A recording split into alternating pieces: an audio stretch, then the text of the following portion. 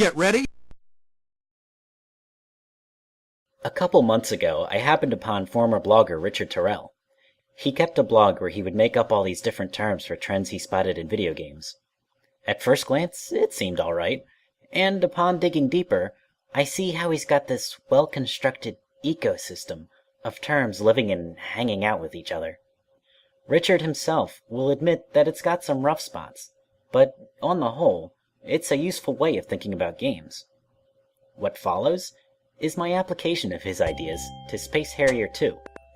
I've tweaked but a few of his ideas based on my own opinions and input from the larger Terrell posse, but the spirit of his ideas remains. First, we've got the player side of things. Mechanics, which covers how the player can interact with the game, and Interplay, which studies how deeply those mechanics influence the game.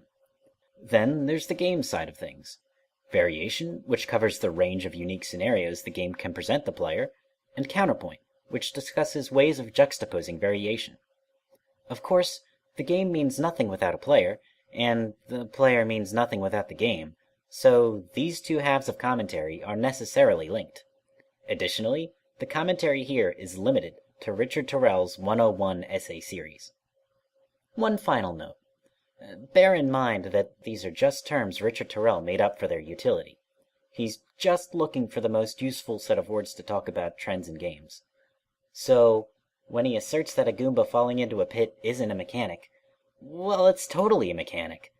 But, to buy into the Richard Terrell ecosystem, you're gonna have to accept that it's not a mechanic by his rules. Once you do that, though, it's worth it. Anyway, enough yammering.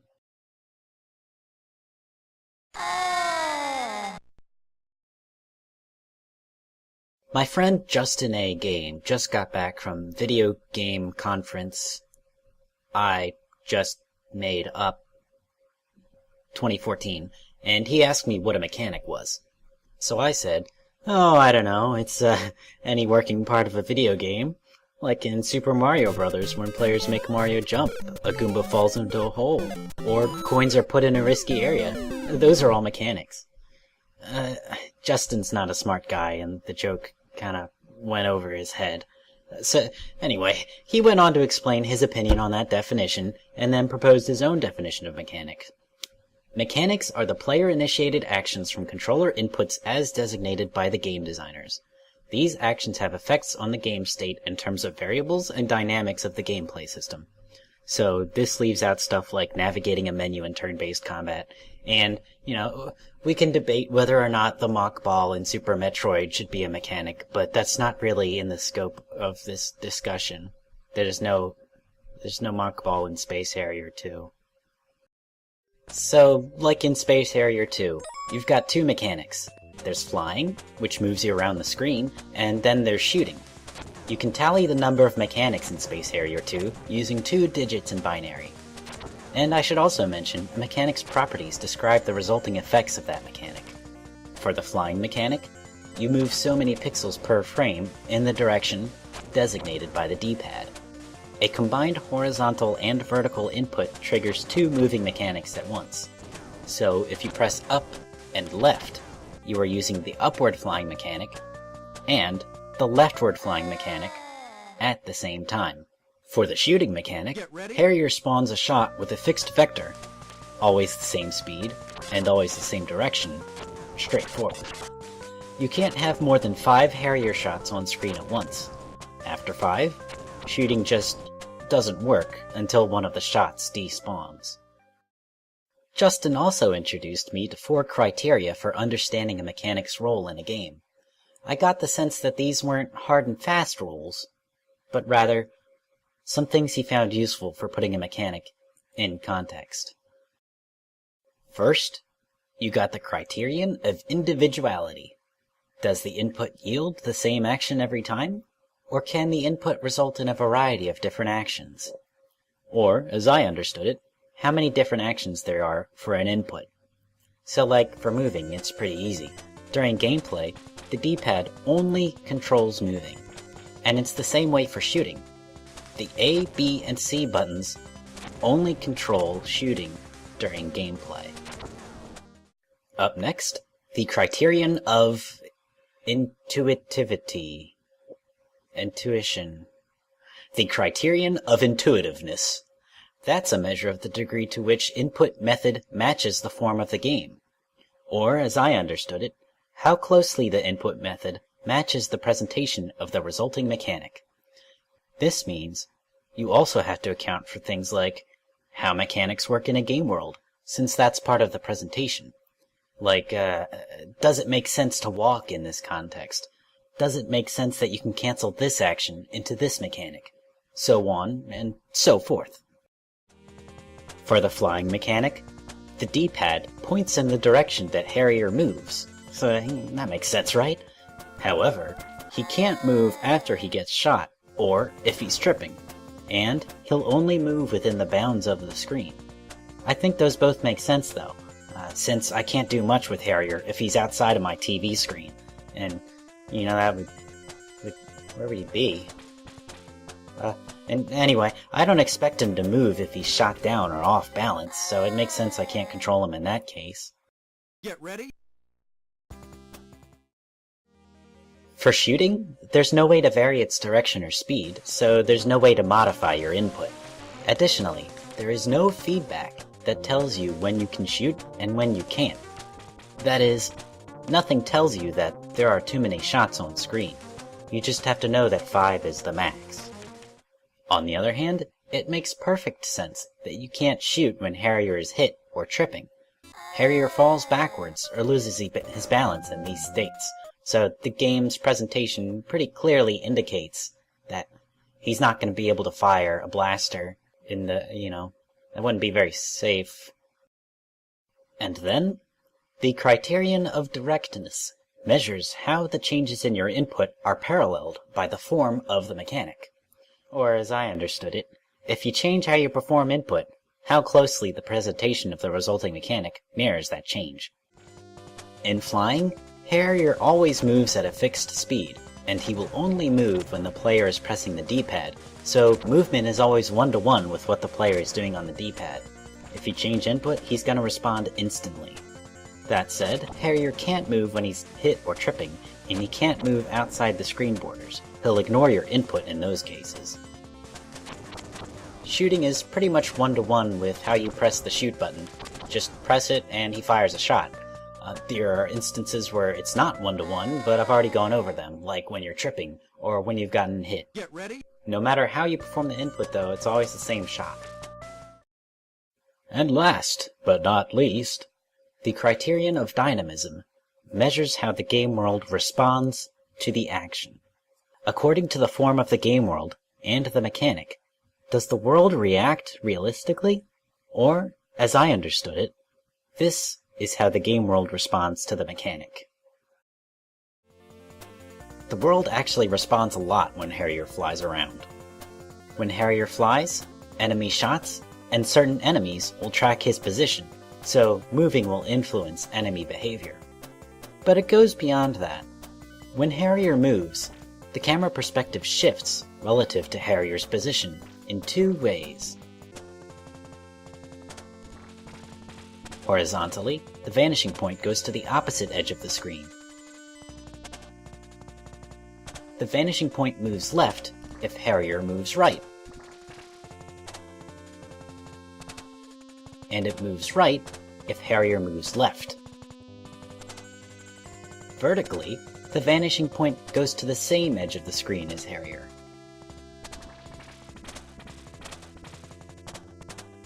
The horizon line moves up if Harrier moves up, and it moves down if Harrier moves down. As for shooting, Harrier shots themselves have an element of dynamism in that they bounce off of invincible enemies and boss segments, making a cling sound. Or, if a shot kills an enemy, it makes a sound, followed by an explosion and a dust cloud that whizzes by along with the rest of the game world. Bosses also utter a wet sound when they get damaged by a shot.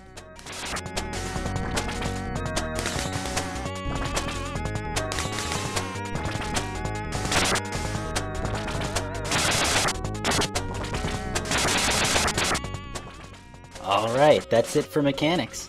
I had some trouble getting these mechanics together though, without laying down some groundwork prior.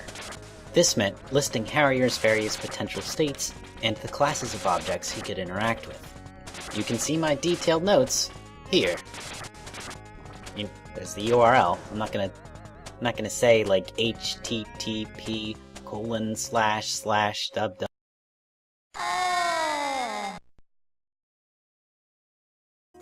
So one day I was playing Space Harrier 2, and Justin A. Game asks me, "Is there anything neat about the interplay in Space Harrier 2? I paused to think. Then Justin said, like the back and forth interaction between two game elements that is furthered by game mechanics? Yeah, I know what you mean, Justin. It's just that I don't think Space Harrier 2 has much interplay worth noting. If you think about it, the mechanics set a context for what you might consider to be interplay. So, let's look at the mechanics of Space Harrier 2. If I fly Harrier into an enemy, he dies, and that's the end of that. There's no back and forth. And if I get Harrier to shoot down an enemy, that's that. The enemy dies without any back and forth. Even in boss fights, bosses don't change their behavior when they get shot. They just accumulate damage until they blow up. Technically there's interplay, just it only goes one action deep. So, interplay. Justin A. Game was watching me play Space Harrier 2. I don't know, I don't really question what Justin does with his spare time. Anyway, he gets out this transparent film, like the stuff you use in an overhead projector, and starts drawing on it with a dry erase marker. I don't really care so long as he doesn't get any marker on the couch, but then he puts the film on the TV screen. And this is what I see. And before I have time to tell him to take that junk off the screen, he says this. The minimum difference is the smallest degree of change needed for a change to be significant to a mechanic. It's not an objective figure, it's just where you choose to start an investigation. With that in mind, I'd like to use this grid as a way of visualizing the minimum difference between enemy flight patterns. As you're dodging enemies, you tend to hang out in these 9 general areas. It's not specific, and it doesn't help us out with the randomly placed trees and bushes. But if you plot the joints of an enemy's flight path in these boxes, that tells you a good bit about the enemy's behavior. You also need to take into account how the enemy interacts with the foreground and background. For instance, can the enemy hit Harrier if it exits through the foreground? Does the enemy spawn in the foreground or in the background? Well, it's funny you say that, Justin. It's almost like I wrote that and then just put my words in the mouth of some imaginary character. But that would be a lot of trouble to go through for not much payoff. Anyway, I decided to humor Justin and plot the enemies as I saw them. For 2 enemies to be considered different, or meet the criteria for minimum difference, their flight path must be unique by at least 1 elbow, where each elbow is plotted on the 3x3 grid.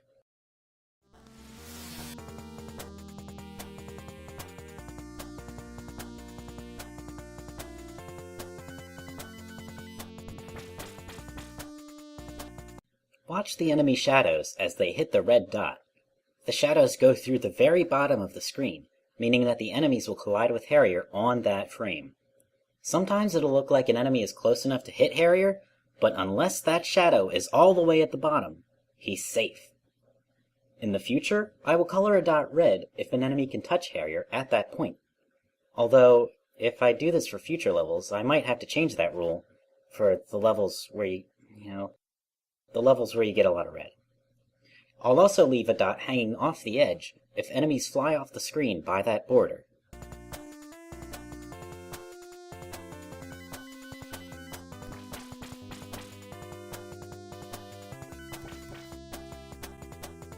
This path highlights how hard it can be to plot these points given Space Harrier 2's shifting perspective. Here, I've tried to put them where you would position Harrier to shoot down the enemies. Also note that these enemies do not fly forward far enough to touch Harrier. They turn around at the green point, stopping just 1 frame short of it. And, just as a general note, bear in mind that Harrier's shots will not line up with the checkerboard floor. You would think that this flight path makes these enemies a cinch to kill, right? For that first line, they hang around at the very bottom and don't move far on the x-axis. However, because they don't move far on the x-axis, this path is dangerous. But think about it.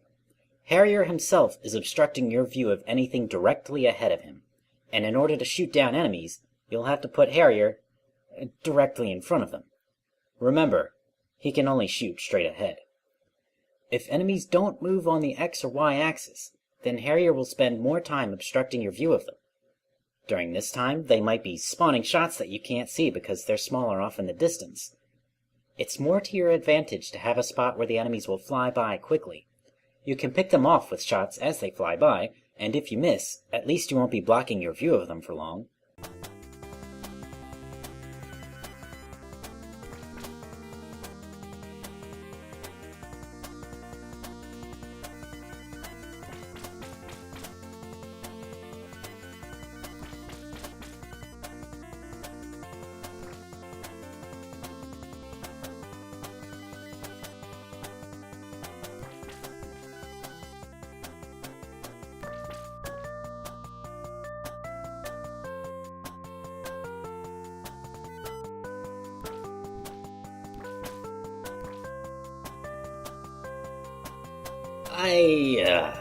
I'm not sure what this says about variation.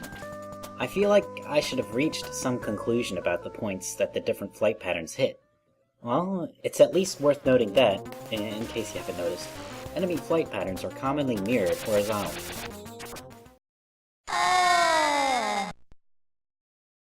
Justin A. Game and I were hanging out at this piano recital when he starts humming. Quite loudly, I might add. I ask him, keeping my voice low so as to be polite, I ask him if he could stop humming. "Aren't you curious what I'm doing?" he asks. "No," I say, but he goes on anyway. "I'm creating counterpoint. That's when 2 lines of music overlap. There's the line created by the piano, and there's the line created by my humming." So I roll my eyes, and Justin continues, "Hey, doesn't that happen in video games? I bet you it happens in Space Harrier too." It was at that moment, right after I had the inspiration to throttle Justin's throat, that I realized he was right. Space Harrier 2 will often have 2 enemy squads flying around on screen at once, and it's like each squad is its own line of music. That's because each squad follows its own path, and you've got to follow both paths at once. Or heck, even if you've just got one enemy squad, and then a bunch of random bushes, it's like the enemies are one line of music, and the bushes are a different line. You need one strategy to deal with the bushes, one strategy to deal with the enemies, and you need to take both strategies into account at one time. Combining those strategies is like combining lines of music. You get a whole new gameplay scenario, and a whole new bar of music. With that in mind, in Space Harrier 2, it's to your advantage to reduce counterpoint. The more enemies you have hanging around at one time, the harder your life will be. It's easier to handle one layer than multiple layers after all. So if you kill all the enemies in a squad, you have one less line of opposition to worry about. You don't have to divide your attention as much. So check this out. In this wave, I'm already hanging out at the bottom to blow up all these bushes, and an enemy squad flies in along the bottom, right where I'm already firing. So it's like the one line, the bushes, lead right into the next line, the mecha adences.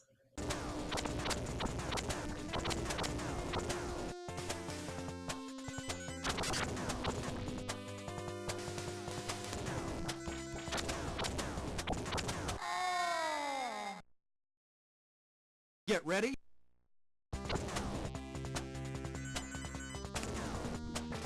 But on this part, if I'm focusing on the trees, I'm not going to get those mecha adences as soon as I can. Even assuming I have the level memorized, and I know exactly where the mecha agencies will spawn, I'll still have to choose if I want the trees dead or the mecha agencies dead. In this case, the two lines conflict.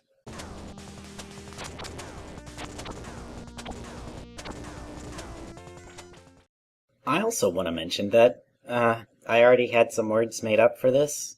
I like thinking of Space Harrier levels like, poems. Each individual scenario is a line of the poem stage. Each foot of the line is one of the squads. So a group of mecha agencies would be a foot, or a bunch of bushes would be a foot. And then, each individual enemy would be a syllable on that foot.